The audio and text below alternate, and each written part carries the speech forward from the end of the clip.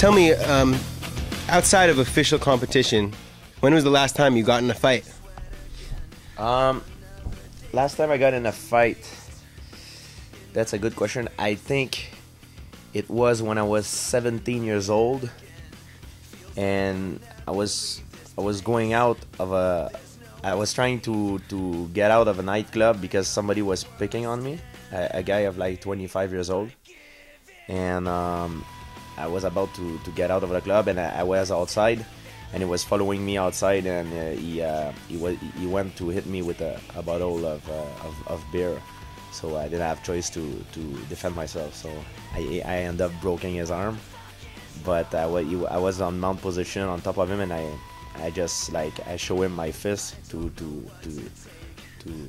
make him understand that if I wanted to hit him more and to cause a lot of damage, I could have done it. So I let him go away without any cerebral damage and any bad things.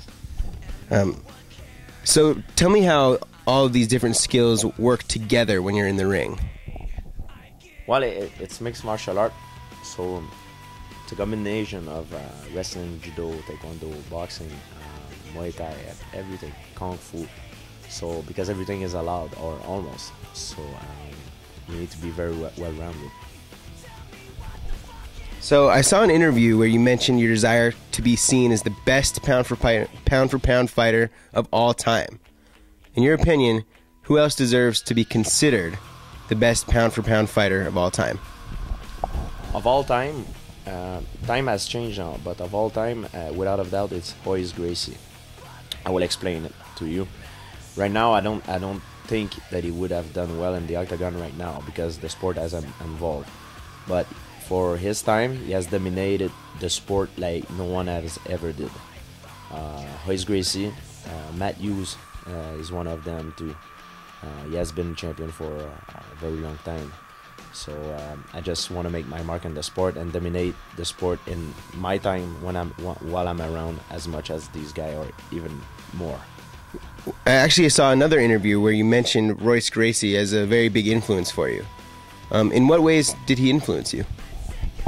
Well, when I first saw him fight, I didn't know what was Brazilian Jiu-Jitsu.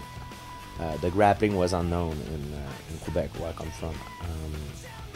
Everybody thought that a fight was standing up, and it was mostly like they show in the movies, à la Jean-Claude Van Damme, you know. But Royce Gracie made me realize the truth, the reality, and he re-inspired me also because he was fighting guys who were like twice his size, and he was beating him all without sometimes without any damage.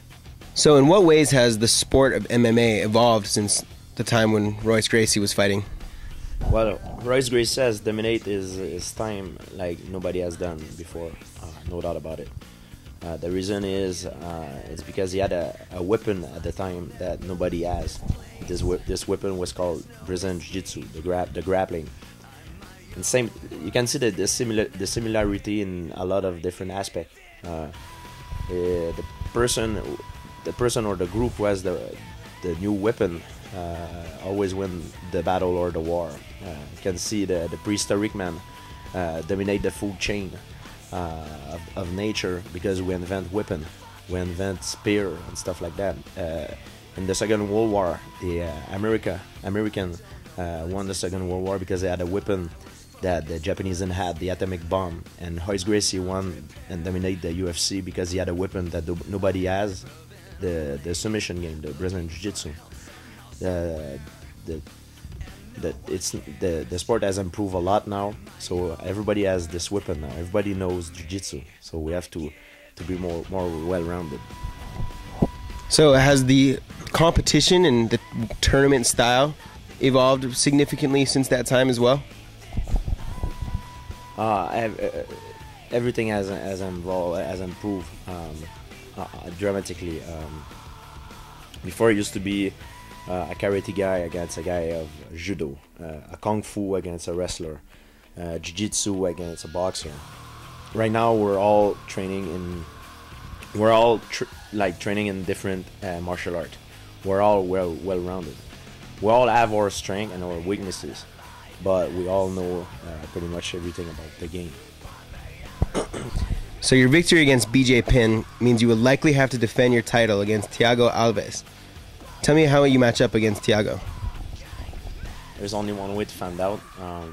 Right now, tell you the truth, I haven't even think about it, because I just finished my fight and need some vacation. But I'm gonna put out a good strategy to fight him, and to make him fight outside of his comfort zone. So if you defeat Thiago, Dana White has already said he'd like to see you fight middleweight champion Anderson Silva. Would you be willing to jump up a weight class to fight Silva? If the timing is good and it's well done, and I have the time that I need to get prepared for it, because I'm gonna have to gain some weight, and it's gonna take a couple extra months.